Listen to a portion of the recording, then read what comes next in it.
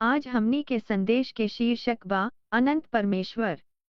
यह श्रृंखला में हमनी के देखत बानी जा कि बाइबल के अनुसार यीशु के हवे, विशेष रूप से नया नियम जैसन कि यीशु के गवाहन द्वारा लिखल गईल रहे या ओह गवाहन के करीबी साथी लोग।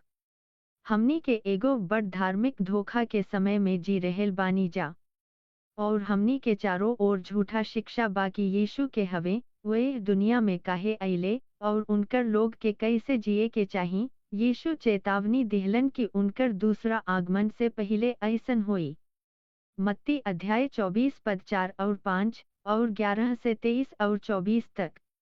ये बहुत जरूरी बाकी हमनी के पास यीशु के बारे में सही जानकारी होखे ओके हवे, वो काहे अइले और उ लोग से का उम्मीद करेलन जे उनकरा में विश्वास करे के दावा करेलन।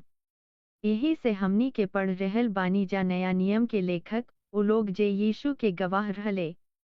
जे लोग यीशु के साथे चलेलन और उनकरा साथे बात करत रहेलन, वो लोग मानत रहेलन कि वो पूरा तरह से परमेश्वर और पूरा तरह से मनुष्य हवे, कि वो पूरा तरह से परमेश्वर रहे और फिर भी मानव बन गईलन। यह संदेशन में हमनी के चर्चा कइले बानी जा कि बाइबल बतावेला कि परमेश्वर त्रिमूर्ति हवे, यानी एक में तीन। वास्तविक शब्द त्रिमूर्ति बाइबल में नइखे मिलत, लेकिन सिद्धांत एकर शिक्षा है। बाइबल के अनुसार परमेश्वर एगो दिव्य प्राणी हवे जे एक साथ तीन अलग अलग रूप में प्रकट होला, लेकिन तीनों एक हवे, पिता परमेश्वर, बेटा और पवित्र आत्मा। ये रूप सब एक ठो दिव्य स्वभाव के सहसमावेश करेलें या साझा करेलें। पिता परमेश्वर हवे, बेटा भी परमेश्वर हवे, पवित्र आत्मा भी परमेश्वर हवे। ये हमनी के समझ से परे बा, काहे कि हमनी के कुछ अनंत असीम के बात कर रहल बानी जा, जवना के कवनो शुरुआत भा अंत नइखे, आ हमनी के परिमित सीमित जीव हईं जा। यही से भगवान के स्वभाव के समझावे के हमनी के सब प्रयास कमजोर पड़ जाला। हमनी के खाली उहे स्वीकार कर सकेनी जा जवन बाइबल प्रकट करेला और परमेश्वर के आश्चर्य में आनंदित हो सकेनी जा। 2000 साल पहले त्रिमूर्ति के दूसरा व्यक्ति भगवान पुत्र मरियम नाम के एगो कुंवारी के पेट में मानव देह बन गईले, या पूरा इंसान के शरीर धारण कईले, आ एह दुनिया में पैदा भइले। लूका अध्याय 1 पद 31 और 35। मरियम भगवान के पुत्र के जन्म दिहली। अधिकतर मसीही जानत हवे कि यीशु परमेश्वर के बेटा हवे, लेकिन सोचत हवे कि वो कवनो तरीका से परमेश्वर से कम हवे। हालांकि यीशु के गवाह लोग के मानना रहे कि यीशु पूरा तरीका से परमेश्वर हवे, एगो दिव्य व्यक्ति जेकर दू गो स्वभाव बा, मानवीय और दिव्य। फिलिपियों अध्याय 2 पद 6 और 7। हाल ही में हमनी के एह तथ्य पर ध्यान केंद्रित कइले बानी जा कि भले ही परमेश्वर बेटा त्रिमूर्ति के दूसरा व्यक्ति मरियम के गर्भ में पूरा तरह से मानवीय शरीर ले लिहले, लेकिन अभी भी उहे रहलन जवन उरहले अनंत परमेश्वर। परमेश्वर के बेटा उपाधि के मतलब इना है कि यीशु पिता से कम बाड़े। एकर मतलब होला प्रकृति के बराबरी। यीशु परमेश्वर के बेटा हवे काहे कि वो परमेश्वर हवे और परमेश्वर के गुण के मालिक हवे। हालांकि यीशु पूरा तरह से आदमी बन गईले, लेकिन वो कबो खाली एगो आदमी ना रहले, ना ही वो अपना ईश्वरीयता के प्रदर्शन करे से रुकले। यीशु परमेश्वर रहले और बाड़े आदमी पूरा तरह से परमेश्वर और पूरा तरह से आदमी। यीशु जवन भी कइले वो परमेश्वर के रूप में कइले, एगो दिव्य व्यक्ति के रूप में मानव शरीर के साथ। यह अवतार के रहस्य है। पहला तीमुथियुस अध्याय 3 पद 16। यह संदेश में हमनी के एह तथ्य के गवाहन के गवाही के देखत रहब जाकि यीशु बेटा हवे, रहले और हमेशा रही है अनंत परमेश्वर, त्रिएकता के दूसरा व्यक्ति। यीशु के मूल 12 प्रेरितन में से एगो यूहन्ना सुसमाचार लिखले बाडन जवन यीशु के स्पष्ट दृष्टिकोण देला। यूहन्ना कहले कि वो अपन दस्तावेज एह से लिखले बाडन कि लोग विश्वास कर सके कि यीशु मसीह हवे, परमेश्वर के बेटा। यूहन्ना अध्याय 20 पद 30 और 31। इनके किताब के पहला 18 गो आयात सब के प्रस्तावना या परिचय के नाव से जानल जाला। अपना प्रस्तावना में यूहन्ना साफ साफ कहत बाडन कि यीशु परमेश्वर हवें जे अभियों परमेश्वर होखला के बावजूद एगो आदमी बन गईलन। अपना प्रस्तावना में यूहन्ना यीशु के वचन कहत बाडन। यहाँ जवना ग्रीक शब्द के अनुवाद कइल गइल बा ऊ शब्द ह लोगोस। ओह समय के शास्त्रीय यूनानी लेखक लोग में एकर इस्तेमाल ओह सिद्धांत के मतलब खातिर कइल गइल जे ब्रह्मांड के चलावेला ई एगो आम तरीका रहेल जेह में भगवान के मानव जाति के सामने खुद के प्रकट कइल गइल। यूहन्ना यीशु के अनंत सृष्टिकर्ता के रूप में पहचानेलन।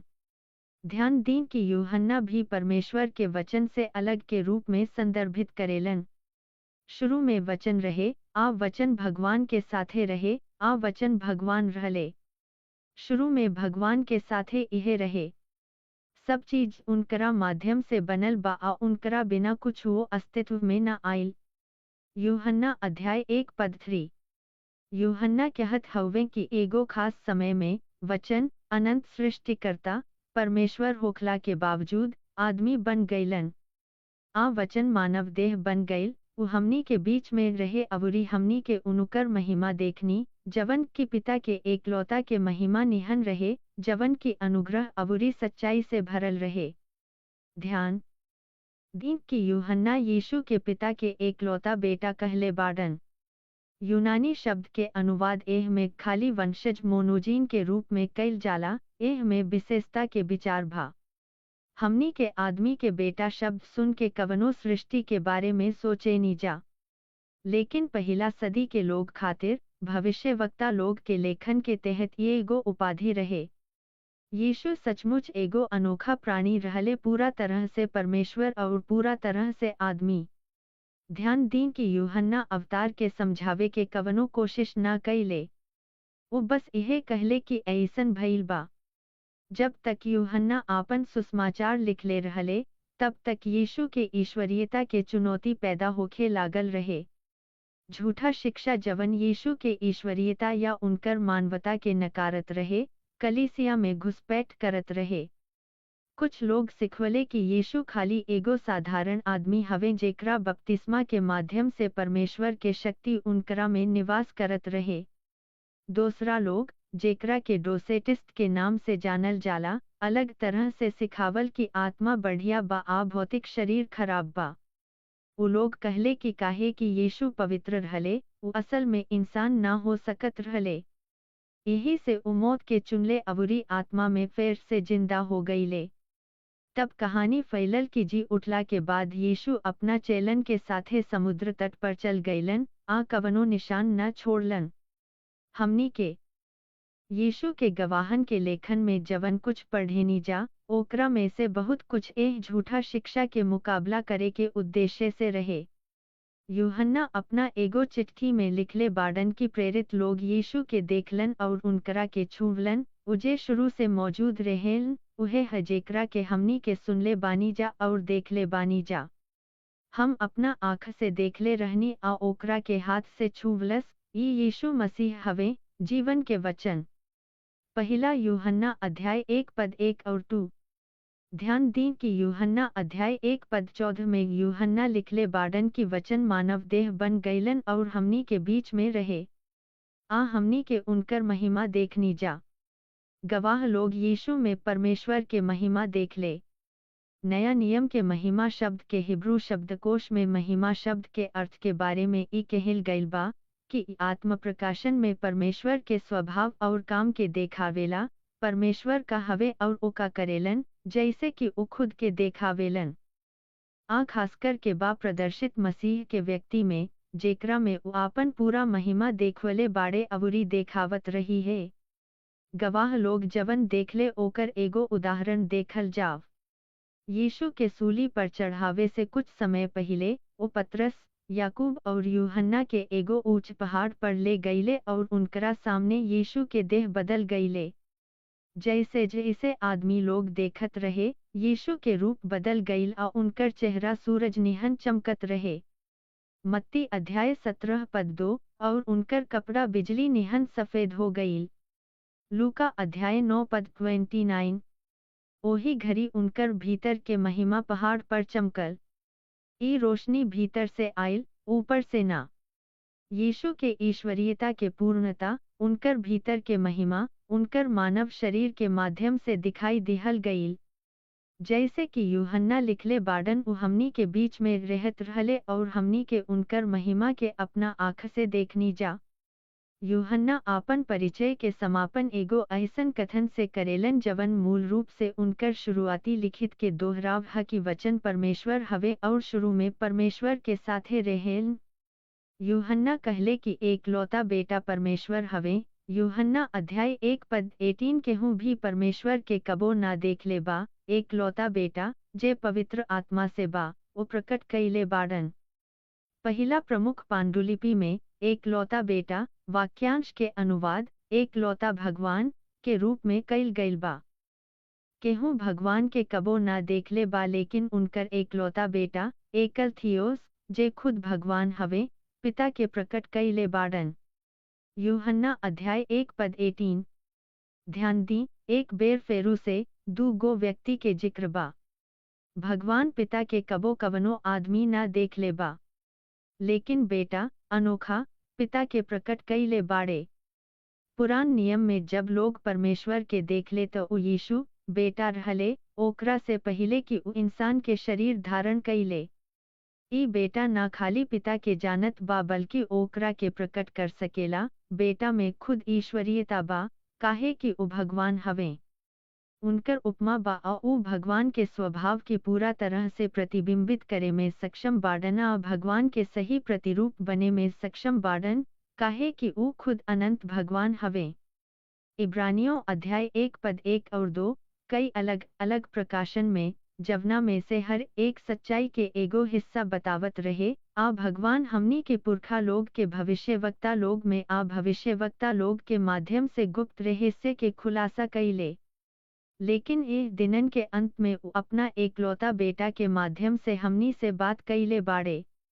इब्रानियों अध्याय 1 पद 3 बेटा परमेश्वर के महिमा के चमक है और उनकर स्वभाव के सटीक छाप है और उ अपना शक्ति के वचन से ब्रह्मांड के टिकावेला। काहे कि परमेश्वर दुनिया से इतना प्यार कइले कि उ आपन एकलौता बेटा दे देले, ताकि जे भी उनकरा पर विश्वास करी उ नाश ना होखे बल्कि अनंत जीवन पावे। यूहन्ना अध्याय 3 पद 16। ई पुत्र भगवान अवतारित हवे, त्रिमूर्ति के दूसरा व्यक्ति हवे, जे कुंवारी मरियम के गर्भ में सिद्ध मानव देह धारण कइले बाडन, ताकि उ मानव के पाप खातिर सिद्ध बलिदान के रूप में मर सके आ हमनी के पिता परमेश्वर से मेल मिलाप करे के रास्ता खोल बन सके। ध्यान दीं कि परमेश्वर पिता परमेश्वर पुत्र के हमार लिए एह संसार के बख्शल। यीशु पूरा तरह से भगवान हवे, त्रिमूर्ति के दूसरा व्यक्ति हवे, मानव देह लिहले बाडन, फिर भी देह में उ अपना के नम्र आ विनम्र हो गइलन। उ ऐसन कइले ताकि उ हमनी खातिर आपन काम पूरा कर सकस। क्रूस पर अपना बलिदान के मौत के माध्यम से हमनी के पाप से मुक्त कर सकस। देह शब्द के मतलब भौतिक शरीर हो सकेला, लेकिन एकर प्रयोग पूरा मानव स्वभाव के संदर्भ देवे खातिर भी होला। इंसान के स्वभाव उ सब कुछ है जवन हमनी के इंसान बनावेला। यीशु पूरा मानवीय देह धारण कइले। फिलिपियों अध्याय 2 पद 6 और 7 यीशु जे परमेश्वर रहले, अपना के शरीर में परमेश्वर के बराबर ना मानत रहले, बाकिर उ अपना के नम्र हो गइल, सेवक के रूप लेके आ अपना के इंसान के रूप में नम्र हो गइल। इब्रानियों अध्याय 2 पद 9 हमनी के जवन देखत बानी जा उहा यीशु जेकरा के तनी देर खातिर स्वर्गदूतन से कम बनावल गईल और अब महिमा और सम्मान के ताज पहनावल गईल, काहे कि उ हमनी खातिर मौत के स्वीकार कइले रहले। भगवान के कृपा से यीशु पूरा दुनिया में सबके खातिर मौत के स्वाद लेहले। विनम्र होखे आ अधीन होखे के बराबरी विरोधाभासी नइखे। कार्य में अंतर के मतलब प्रकृति में हीनता न होला। देह में यीशु कबो अनंत सृष्टिकर्ता के रूप में ना रहले। बाद में यूहन्ना लिखले बाडन, परमेश्वर हमनी के अपना एकलौता बेटा के दुनिया में भेज के हमनी के केतना प्यार करेलन ताकि हमनी के उनकरा माध्यम से अनंत जीवन पा सकीले। ई त सच्चा प्यार है। एह में प्रेम बा, ए ना कि हमनी के परमेश्वर से प्रेम कईनी जा, बल्कि इकी हमनी से प्रेम कैले और हमनी के पाप के प्रायश्चित के बलिदान के रूप में अपना बेटा के भेजले। पहला यूहन्ना अध्याय 4 पद 9 और 10। यीशु के जन्म पहला सदी के इसराइल में भइल रहे। एगो लोग समूह जवन पुरान नियम में भविष्यवक्ता लोग के लेखन के आधार पर एगो मुक्तिदाता के उम्मीद करत रहे जे धरती पर आई। कुछ बात पर विचार करी कि ऊ का रहे जवन ऊ जानत रहले। पुरान नियम में संकेत बा कि ई मुक्तिदाता खुद परमेश्वर बेटा होई है। इसराइल के महान राजा दाऊद से कईल गईल वादा के आधार पर यहोवा परमेश्वर पहला सदी के यहूदी लोग से कहले कि आवे वाला मसीहा उद्धारकर्ता दाऊद के वंशज होई। परमेश्वर दाऊद से वादा कैले रहलन कि उनकर एगो वंशज हमेशा खातिर राज करी।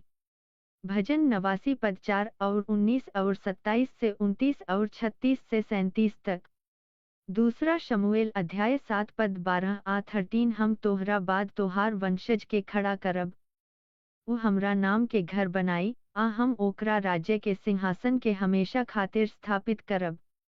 हम तोहार वंशज के राजा के रूप में स्थापित करब हमेशा खातिर। तब ऊ रौरा सिंहासन पर अनंत काल तक बैठल रही हैं। भजन के अध्याय 89 पद 4। दाऊद के वंशज बेतलेहम में पैदा हुई। नीका भविष्यवक्ता लिखले बाड़न की हे बेतलेहम एफ्राथा, भले ही तू यहूदा के हजारन में से छोट बाड़ू, लेकिन तोहरा से हमरा लगे एगो ऐसन मनुष्य आई जे इसराइल में शासक होई। एकर उत्पत्ति प्राचीन काल से आ अनादि काल से बा। मूल भाषा हिब्रू में उम्र के विचार अनंत काल हवे। हबक्कूक भविष्यवक्ता यहोवा परमेश्वर के जिक्र करत घरी यह शब्द के प्रयोग कैले बाड़न, का तू अनंत से अनंत तक नईखस, हे हमार परमेश्वर, हमार पवित्र। हबक्कूक अध्याय 1 पद 12। मरियम और यूसुफ दोनों परिवार के अलग अलग शाखा के अनुसार दाऊद के वंशज रहले, जवन मत्ती 1 और लूका 3 में यीशु के वंशावली के दर्शावत बा। यशायाह भविष्यवक्ता लिखले बाड़न, प्रभु खुद तोहनी के एगो निशानी दिहे, देखस, कुंवारी, अविवाहित आ कुंवारी, गर्भवती होके एगो बेटा के जन्म करी, आ ओकर नाम इमानुएल रखी, यानी कि हमनी के साथे परमेश्वर। यशायाह अध्याय 7 पद 14। बाद में उ लिखले कि हमनी के एगो बच्चा पैदा होई, राज्य ओकर कंधा पर होई, आ ओकर नाम अद्भुत, पराक्रमी भगवान, अनंत पिता, शांति के राजकुमार कहल जाई।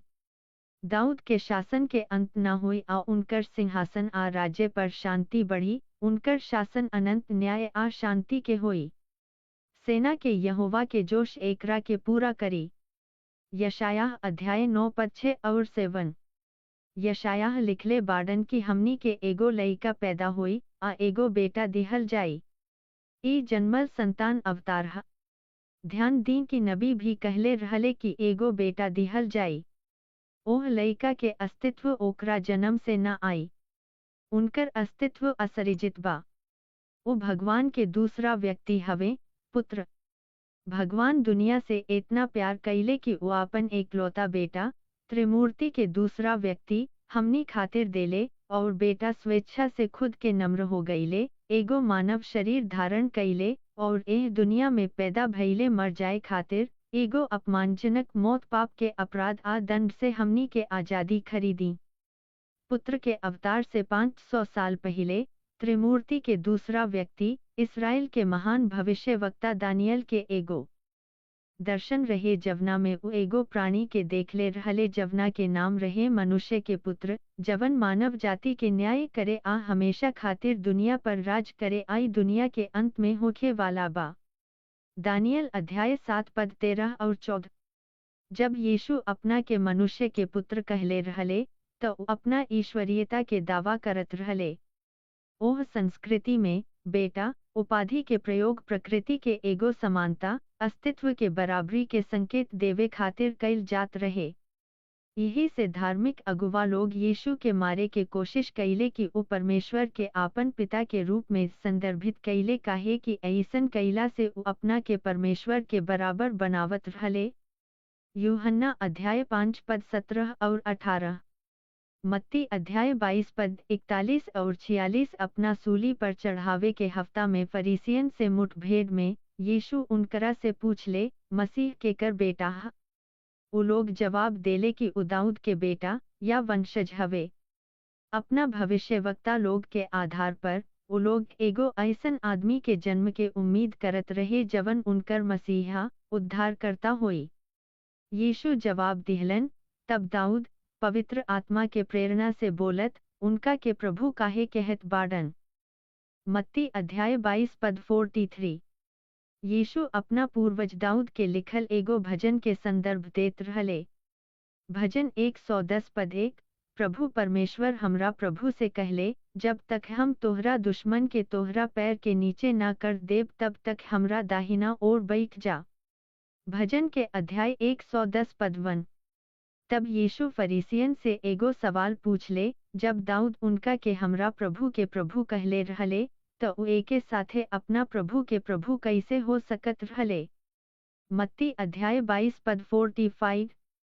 फरीसियन के लगे कवनो जवाब ना रहे।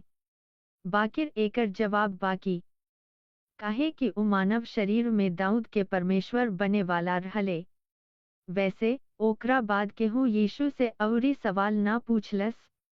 यीशु के सूली पर चढ़ावे से पहले के रात जब उनुका के गिरफ्तार कईल गईल रहे, तो उनुका के इस्राएल के महायाजक कैफा अउरी यहूदी के सबसे बड़ न्यायालय के महामहासभा के सोझा खड़ा करे खातिर ले आवल गईल।